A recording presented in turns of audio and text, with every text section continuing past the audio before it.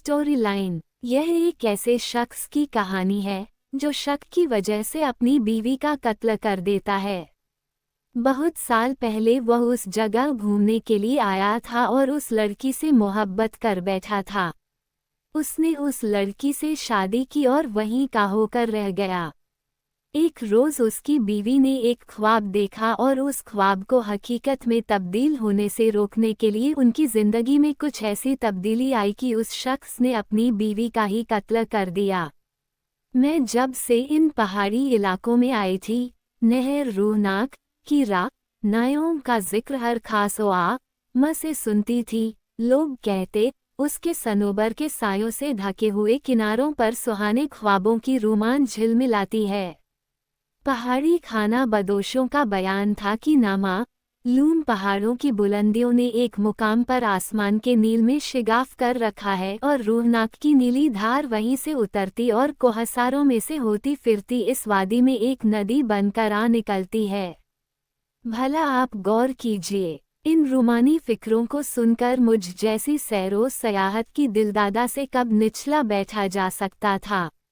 एक दिन में अपनी महबूब सहेली जसवती से मचल कर कहा, जसवती हमें यहाँ आए 2 हफ्ते गुजर चुके, मगर हमने नहर रूहनाक की सैर अब तक नहीं की। तुम पसंद करो तो आज शाम कश्ती की सैर को चलें। जसवती को आप जानते हैं, सफ़ेद चेहरे वाली सलीम अल्तबा लड़की है। इस सफ़र में मैं उसे अपने साथ तकरीबन खींच कर लाई थी। उसने मुस्कुराकर कहा, जैसी तुम्हारी मर्जी रूही, लेकिन पानी से मुझे डर लगता है।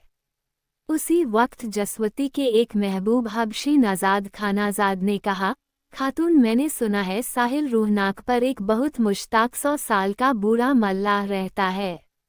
उसकी कश्ती कभी लहरों पर नहीं डगमगाती। अगर आप इजाज़त दे तो उसी मल्लाह की कश्ती किराए पर ले ली जाए। मैंने बेपरवाही से कहा, कोई मल्लाह और कोई कश्ती हो।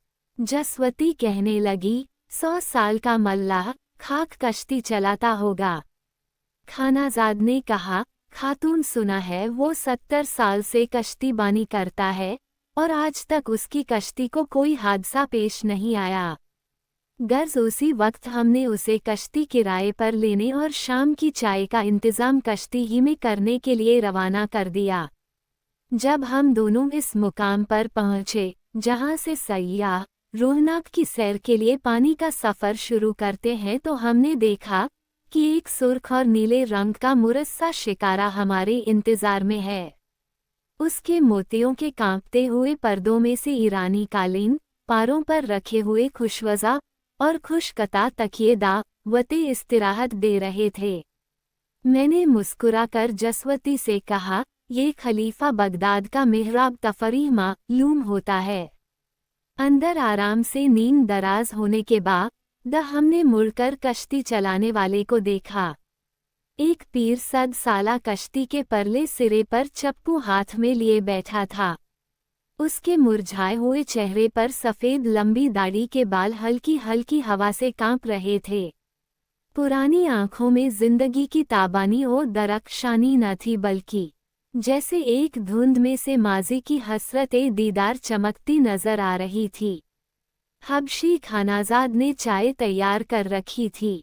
हम गर्म गर्म चाय के खुशगवार घूंट हलक से उतारते धीरे धीरे रूहनाक की तरफ जा रहे थे, जिसके नील पर गुरूबे आफताब मचल मचल कर शहाब पाशी कर रहा था। मंजर बदगरीज वारफ्ता सा हुआ जा रहा था। हवाओं में निखत बढ़ रही थी। पानी की छोटी छोटी लहरों की आवाज़ पर शुबह होता था, जैसे कहीं दूर ख्वाब के जजीरे में पानी बरस रहा हो। फितरत अपनी बेसाख्ता नायों का दामन फैलाए हमारे सामने थी। एक तस्वीर जिसमें ढलते हुए सूरज का हर लम्हा नए अंदाज से रंगीन मुंह कलम की बदाबाजियां दिखा रहा था। ए अल्लाह, सचमुच वो ख्वाब की सरजमीन थी, रूमान का जजीरा था। सीधे और तनावर सनोबर जैसे दम खुद खड़े थे और उनके दरमियान से कहीं फूलों से ढांपी हुई ढालवानें नजर आती। कहीं एक अछूते नूर में नहाए हुए हरे टीले और कहीं उफुक के सहाब पारों में खोए हुए कुहसार। हम चुप थे। मुझे मालूम न था हम कितनी दूर निकल गए और हमारे शिकारे को चलते कितना वक्त हो गया। यकायक हबशी खानाजाद की आवाज ने हमें चौंका दिया। जनाब वापस चलिए, आफताब गुरूब हो रहा है। कहीं ऐसा ना हो कि पानी के रास्तों पर हम भटक जाएं। बूढ़े मल्लाह ने ऐसे चेहरे से, जिस पर मुस्कुराहट का शुभा हो सकता था, कहा, राह से भटकना नामुमकिन है। मैं 60-70 साल से इन आबी रास्तों का आदी हूँ। मैं जरा देर चुपचाप मल्लाह का चेहर तकती रही, जिस पर जिंदगी के गर्मों सर्द ने तरह तरह की झुर्रियाँ डाल रखी थीं। फिर पूछा, गोया तुम करीब करीब 1 सदी से यहाँ रहते हो? जी हाँ। तुम्हारा मकान कहाँ है? मकान कहीं नहीं खातून, सनोबर के इन सायों तले पर रहता हूँ। मुझे महसूस हुआ, ये कहते हुए उसके ज़ईफ सीने ने एक आह भरी है। सनोबर के सायों तले, मैंने हैरान होकर कहा, बेपनाह गर्मी और लर्जा देने वाली सर्दी तुम्हें जिंदगी से बेजार नहीं करती? इसका तुम्हारे पास क्या इलाज है? इलाज? उसने एक फीकी हंसी के साथ कहा, मेरे पास पुरानी यादें हैं। जिसके पास कोई याद हो, उस पर किसी मौसम का असर नहीं होता। मेरी दिलचस्पी यकलख्त बढ़ गई। तुम्हारा माजी तो अफसानों से लबरेज मालूम होता है। मगर बूढ़े ने मेरी बात की तरफ तवज्जो न दी। आप ही आप बड़बड़ा रहा था।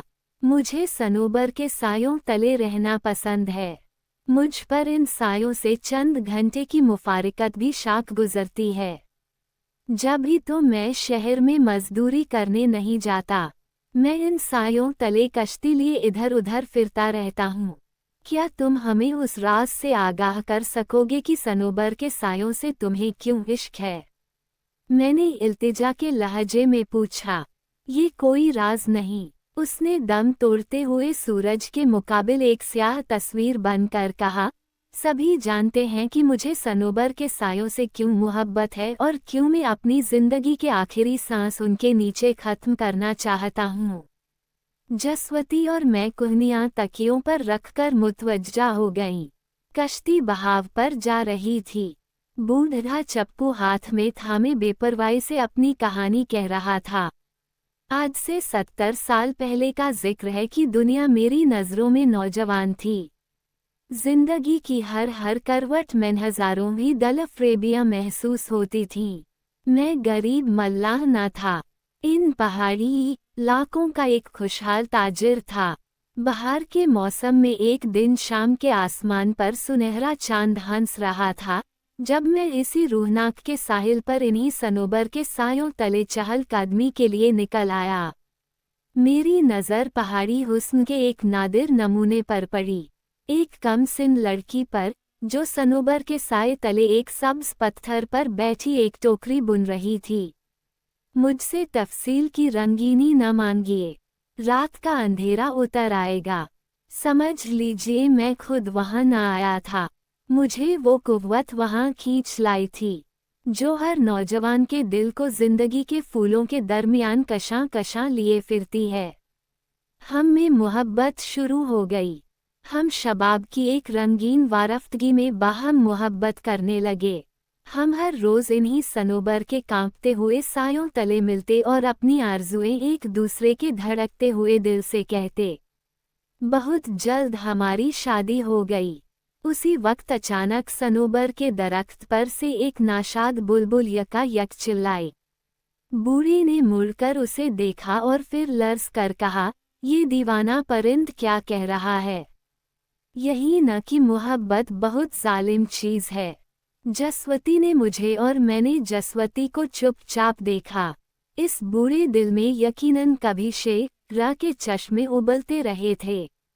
बूढ़े ने चंद हाथ चप्पू के चलाए और एक आह भर कर बोला। शादी के बाद 6 महीने निहायत सुनहरे गुजरे, फिर एक नहस ख्वाब ने हमारी जिंदगी का रुख पलटा दिया। एक सुबह जूं ही मेरी बीवी ने तकिए पर नींद से आंखें खोलीं। उदास लहजे में बोली, मैंने एक होलनाक ख्वाब देखा है। मेरी मोहब्बत की नज़रों ने उससे पूछा, क्या ख्वाब? बीवी ने आँख खींच कर कहा, मैंने रात तकदीर के फरिश्ते को देखा, जो पहाड़ों की बुलंदियों पर अपने पर हिला हिला कर कह रहा था कि अगर तुमने रात तक अपने बालों में एक कासनी रंग का गुलाब न संवारा तो तुम्हारा घर उजड़ जाएगा। आज से 70 साल पहले दुनिया बहुत औहाम परस्त थी। चुनांचे बीवी का ये होलनाक ख्वाब सुनकर मेरा इश्क सहम सा गया।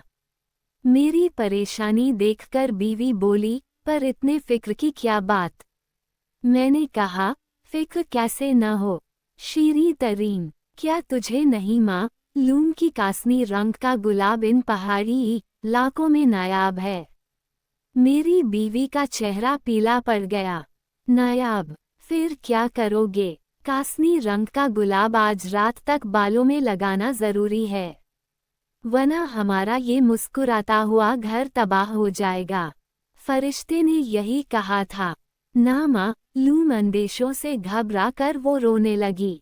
मैंने उसका सर अपने सीने से लगा लिया और वादा किया कि अतराफ के इलाकों के तमाम बागों में शहर के बागबानों को भेजूंगा और ताकीद करूंगा कि किसी न किसी तरह उसे दस्तयाब करके कासनी रंग का एक गुलाब ले आएं। मेरी बीवी अपने लंबे लंबे बाल खोलकर नहाने के लिए चश्मे पर चली गई ताकि गुलाब के आने से पहले बाल संवार ले। मैं परेशानी के आलम में उसी वक्त कासनी गुलाब की तलाश में निकल गया। शहर के हर बागबान से मिला, मगर एक ने कहा कि इस इलाके में कासनी रंग का गुलाब कहीं नहीं मिल सकता। बेजार और मायूस होकर मैं हाकिम शहर के बागबान के यहाँ गया। अपनी ज़रूरत उसके आगे कही। वो बड़ा ही सफ़ाक आदमी था। सोचकर बोला, कासनी गुलाब हमारे बाग में है तो, पर इसकी कीमत 6 अशरफी से कम नहीं। मैंने 6 अशरफियाँ उसकी हथेली पर रख दी और कासनी गुलाब लेकर खुश खुश घर पहुँचा। मेरी बीवी कासनी गुलाब देखकर बाग बाग हो गई और मुस्कुराकर बोली, अगर आज मैं कासनी गुलाब बालों में न संवार सकती तो जाने हम पर क्या मुसीबत आती। मैंने कहा, इसे फौरन बालों में लगा लो, पर ना जाने उसने किस ख्याल से कहा, मेरे बाल गीले हैं, अभी मैं ना लगाऊंगी, जब रात शुरू होगी तो लगा लूंगी। ये कहकर उसने एक बिल्लोरी सुराही में पानी भरा और फूल को हाथ में देखकर ताज़ा हवा के ख्याल से सुराही दरीचे में रख दी। मैं दिन भर गुलाब की सरगर्दानी में अपने काम पर न जा सका था।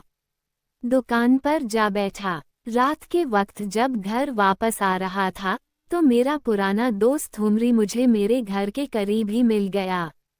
उसे मैंने इधर कई हफ्तों से न देखा था। खुश होकर गले से लगा लिया।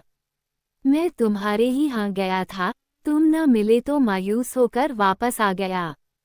उसने ये जुमला खत्म भी न किया था कि मेरी नज़र उसकी अब्बा के काज पर पड़ गई। मेरा खून मेरी रगों में जम गया। मैंने यकलख्त पूछा, हुमरी ये कासनी गुलाब तुम्हें कहाँ से मिला? हुमरी तबा न शौक था, हंसकर बोला, क्यों, तुम्हें क्यों कर फिक्र पैदा हुई? मेरी महबूबा ने मुझे तोहफा दिया, नायाब चीज़ है। मेरी आंखों तले अंधेरा छा गया और मैं लड़खड़ा सा गया। वो ख्वाब तकदीर का फरिश्ता, उसकी पेशन गोई, सब झूठ था। महज हुमरी की अब्बा का काज सजाने के लिए मेरी बीवी ने ये रंगीन झूठ तराशा था। हाय जालिम जिंदगी, संगदिल जिंदगी। मैं गुस्से में कांपता हुआ घर पहुंचा। मुझे देखते ही मेरी बीवी दौड़ी दौड़ी आई और आश्क आलूद आंखों से बोली, अफसोस, बदबख्ती देखो कि वो फूल गायब हो गया। ऐ खुदा, मैं अब क्या करूं? हम पर ज़रूर कोई मुसीबत नाजिल होगी, ज़रूर नाजिल होगी। मैंने गरज कर कहा, मौत से ज़्यादा बड़ी मुसीबत और कोई नहीं हो सकती। समझ लो कि तुम्हारी मौत आ गई। बीवी हैरान होकर मुझे देखने लगी, मगर उस वक्त मुझे उसकी एक एक हरकत से अयारी टपकती मालूम होती थी। मैंने फिर चीख कर कहा, तुम्हारी मौत आ गई। तकदीर के फरिश्ते की पेशन गोई के लिए तैयार हो जाओ। वो मुतअज्जिब होकर बोली, तुम क्या कहते हो? ऐसा न कहो, खुदा के लिए कासनी गुलाब को ढूंढूं।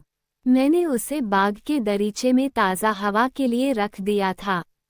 अंदर बाल संवारने गई थी। वापस आकर देखती हूँ तो फूल वहाँ न था। उसकी इन मक्कार बातों ने मेरे तन बदन में शोले भड़का दिए।